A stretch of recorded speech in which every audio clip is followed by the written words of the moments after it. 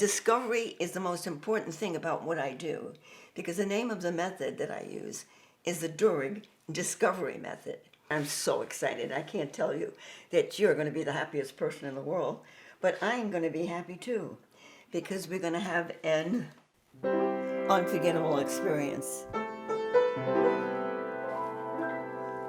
If you haven't played before, guess what? You're going to do that, and guess what? You could even do this song just the way what I just did, even if you've never played before, because we have a different system. But I got to tell you a little bit about my background so you'll understand not only where I'm coming from, but I hope I'll know where you're coming from too. Age, there's no limit so far as what you can play, but I want to explain to you how we got started. This was never my career plan. There were many other things that I was going to do, and I never ever thought I'd ever be teaching piano. That was the furthest thing from my mind. But I did do the same things that everybody else does, because it's important for us to have the experience of playing music, and also because it's part of your education. And of course, you have to remember too, this was a long time ago.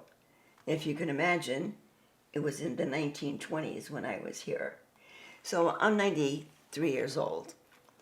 But I played as a kid, but for fun, not really fun, just because I had to.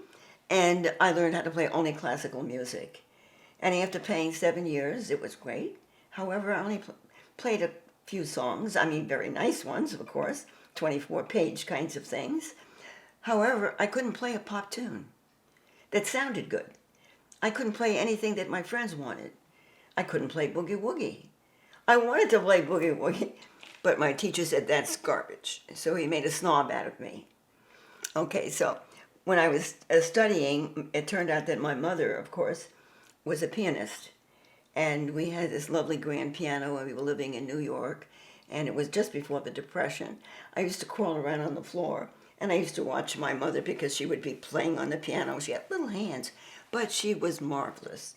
And I said, oh, I wish I could do that. I was only 2 or 3 years old crawling around the floor. But I used to watch her all the time. And we listened to a lot of music as well. And so that was a great experience, but we only spoke Spanish at home because my mother had just gotten here, and my mother and father got married in Colombia in 1926. And then they came here. When they came here, my mother did not speak English, and so I ended up speaking Spanish. Only Spanish, because my father insisted. Only speak Spanish to them. Even though you're learning English, I don't want them to have an accent, because they're going to imitate what you say.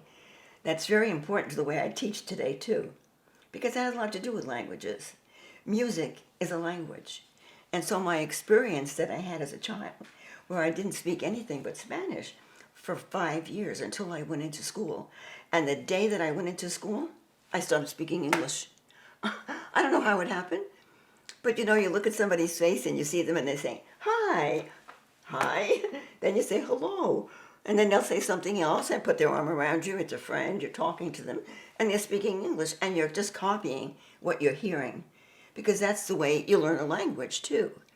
When you're a child, you're listening and you're hearing the language, and I'm only hearing Spanish, so I speak Spanish.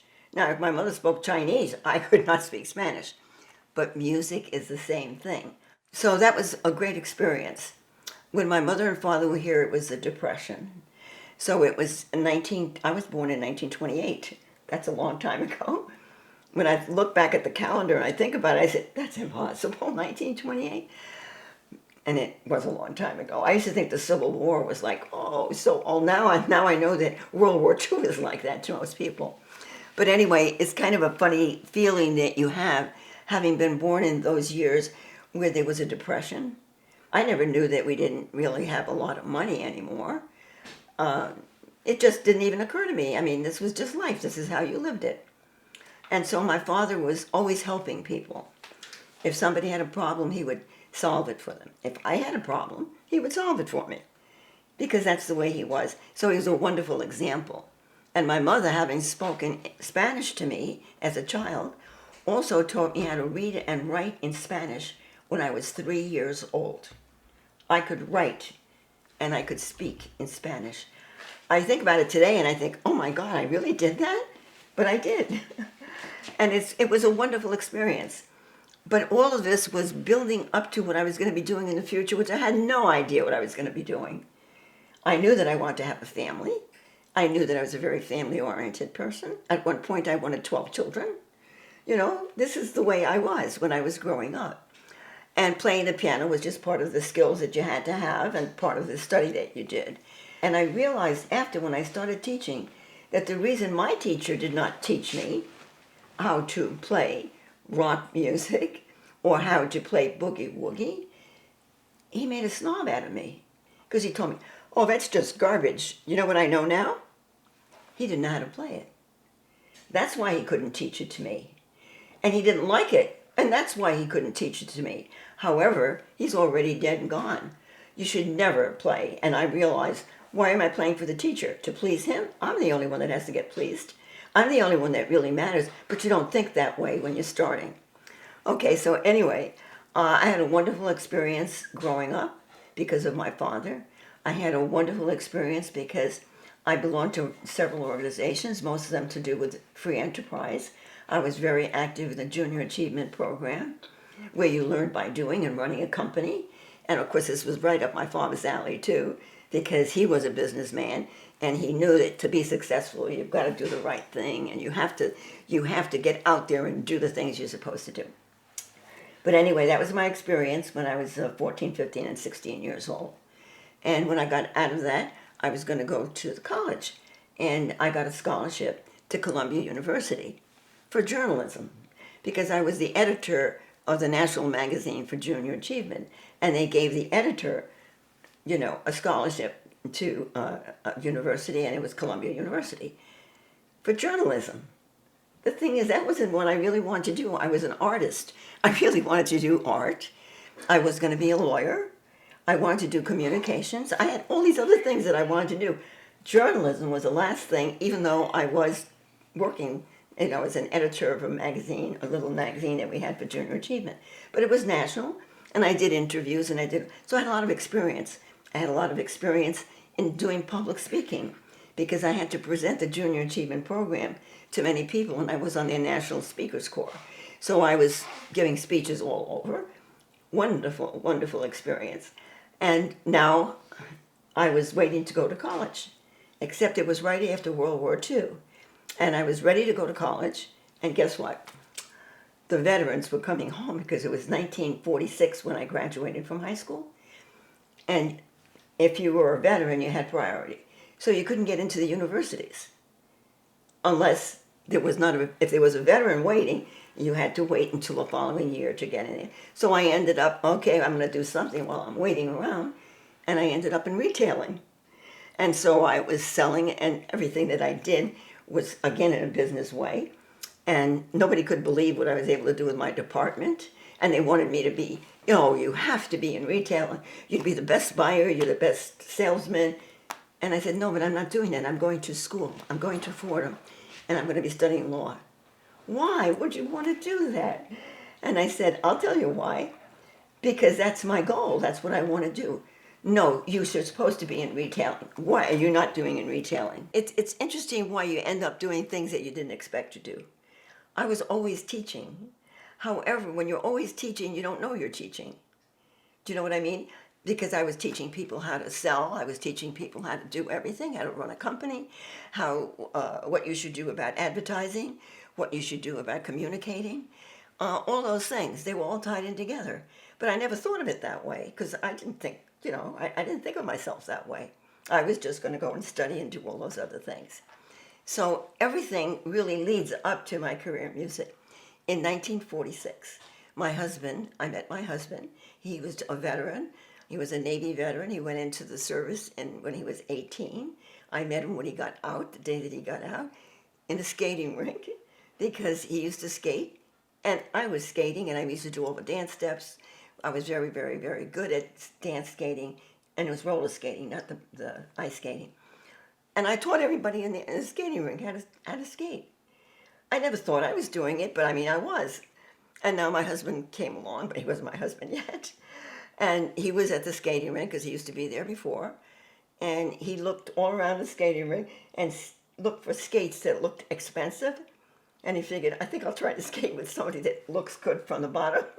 And so I had the best skates in the whole skating rink because I had gotten everything, the finest skates.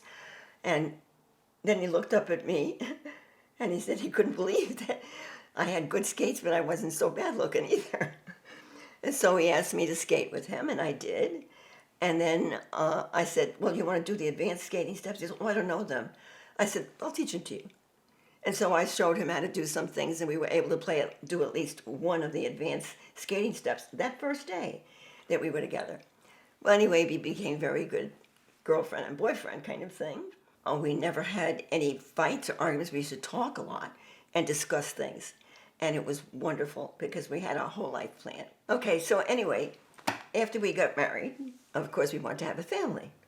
I was working then in Bonwateller, and I had a very good position there. Nobody could believe that I was going to leave the business world. I said, no, I want to be a stay-at-home mom. At those days, it was just on the cusp, because this was in the 1955, around there, 1952. People were beginning to, women have to go out to work, and, women and women and women. I believe in women, but I also believe in family, and I wanted to be as a family. So anyway, we got together as my whole goal was as a family. And Bob Martilla kept saying, you'll be back. There's no way you're going to stay home. And I said, what makes you think so? I said, that's my goal. And they said, but you have so much experience. This is crazy. Why are you doing that? We'll give you a vacation for 3 months. And I worked, by the way, with my first son when I was pregnant until I think it was like 3 days before I had him. So it was like so incredible because nobody used to work, and certainly didn't work when they were pregnant. But I didn't look pregnant, and so now I stayed home. Anyway, I got home, had my baby, and I wanted to have them in order. So I wanted to have it, 1, 2, 3, 4. I wanted to have all my kids one in a row. I ended up with 3 children, 1, 2, 3. We used to have so much fun because we used to do painting, and I gave the kids, when they were 3 and 4 years old, oil paint. Oil paint, are you nuts? But I had oil paints because I used to do painting and stuff. And so I said, you're going to find out it's fun. And we did a whole bunch of stuff, and the whole neighborhood used to come into to be with my kids because they played together, because I let them come in the house, because they could do anything they wanted. Now my son's 7 years old, and I said to my husband, oh, my goodness, do you realize that Bobby's 7 years old? And he said, yeah. He said, we have to have music in the house. I can't believe he's 7 years old and we don't have something for him to play. We didn't have a lot of money because, it was still carryover from the Depression. And every time there was a holiday, I kept thinking, okay, the piano's coming. No piano. And then finally he said to me one day, guess what, honey? I almost bought you a piano. That word almost made me go, oh no, don't tell me almost. And he said, but I did get you something. And I said, what? I got you an organ. And I said, well, honey, I don't know anything about the organ. You don't really expect me, to do it. He says, listen, you have 6 weeks. And if you don't like it, you can return it. Well, I think I played 24 hours a day. And I was having fun with it because I was not playing what I knew from the piano. And I had to rediscover everything musically. I had to find out about the notes. I had to see how to read. I had to read pedals. I had to do an awful lot. It wasn't just sit down and play like you do the piano. They had all these different stops on the Hammond organ. I had to discover them all. I rediscovered it for myself, but I want people to discover it the way I did, because I was in shock to find out how much I was able to play and how good I sounded.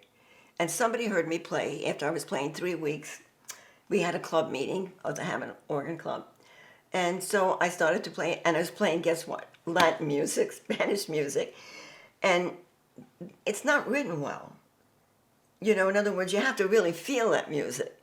And these people are studying music, and they're studying the organ, and they heard me play, and they said, oh my God, you play that so good. And I was playing Tico Tico and other things like that, and they were going, how did you ever learn how to do that? And then the person that sponsored me going into the club said, she only has it 3 months. And they said, you know how to do that in 3 months? You must have had a lot of experience on the piano. I said, I never played any of these things on the piano, ever. because I just never got around to doing it. It was always classical. So anyway, that's how come I got started in that. In 6 weeks, after I got the organ, my kids were asking me all kinds of questions. And they'd say, "Oh, Mom, how do you do that?" In the meantime, I was trying to get an instructor or a teacher. And we were living in a small town in South Windsor. It's a little country town, with farms and everything. You needed a car to go any place. They didn't have any bus system. And so I had to get a teacher that was not in that town, okay? So I looked, checking, couldn't find a teacher. And I figured my kids have to have a teacher to teach them to play. I was showing them in the meantime, and my kids, when they were 7, 6, and 5, that's their ages, they all played because I showed them stuff that I was doing. And they heard it all the time. So it was wonderful. Now they started playing, and to make a long story short, they were playing for everybody. They were playing Gershwin, they were playing Irving Berlin, they were playing popular songs, they were having so much fun. And adults would listen to them and they go, "How did your kids ever do that? They're fantastic." The priest comes up to me because they were building a new church. We had to expand our church. And he said, "By the way," he said, "you're the church organist." And I looked at him and said, "What did you say? I don't know how to do church organ." And he said, "But you've been playing for all of the, every time we have a fashion show, you're playing." And I said, "Yeah, but I don't play church music."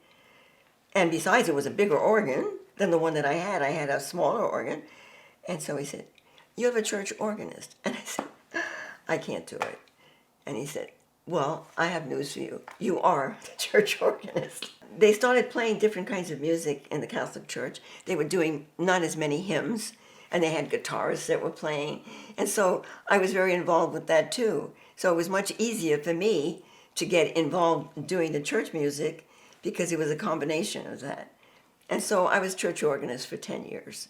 So anyway, because I was doing that, somebody in the newspaper heard about what I was doing in South Windsor, teaching kids and stuff like that, and they wrote an article about it. And so it was fascinating because the headlines are never written by, not what I would say, but what they would say. And of course it was play songs, not scales, or something like that, or teacher says don't play scales. Well, I never said that. However, I don't have them playing scales because they're doing something with the music that they have. And so it was a very good article. Music has to make sense, but it also has to do with sound. It has to do with listening. And so my whole system this is a sound approach. Not because it's just sound, but it's sound because it's intelligent. And it's so important, particularly today, because everybody is pressing buttons on the computer. And nobody understands what they're doing because somebody's going to tell them. Well, I don't want to tell anybody how to play. I want them to know how to play.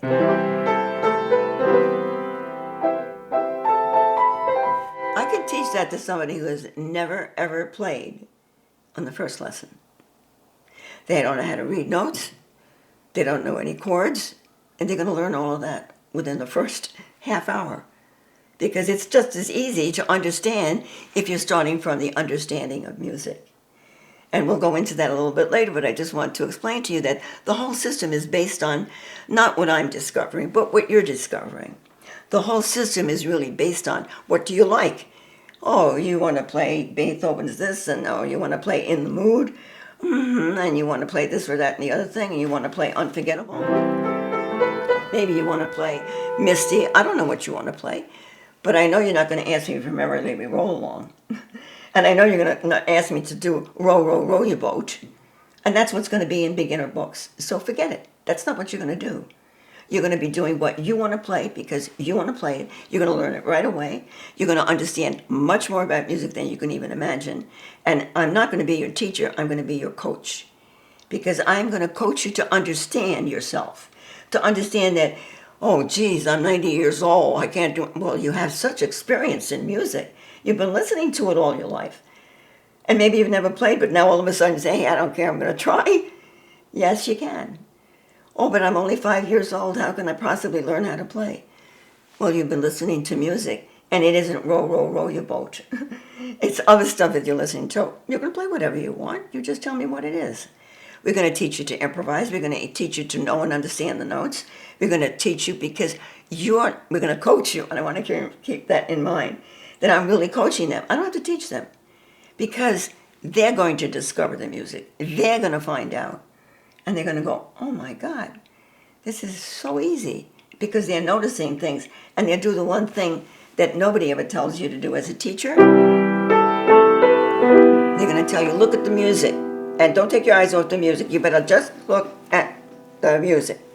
Never look at your hands. As a matter of fact, sometimes they cover your hands because you're learning to play notes, because you're doing all of this other stuff. That's not good, because now you're not playing from your soul. You're not playing from your heart. You're not playing what you want to play.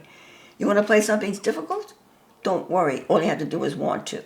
All you have to do is like it. So I hope that you're going to be joining me so that you can discover and be as excited as I am about teaching you. It's a new experience for you.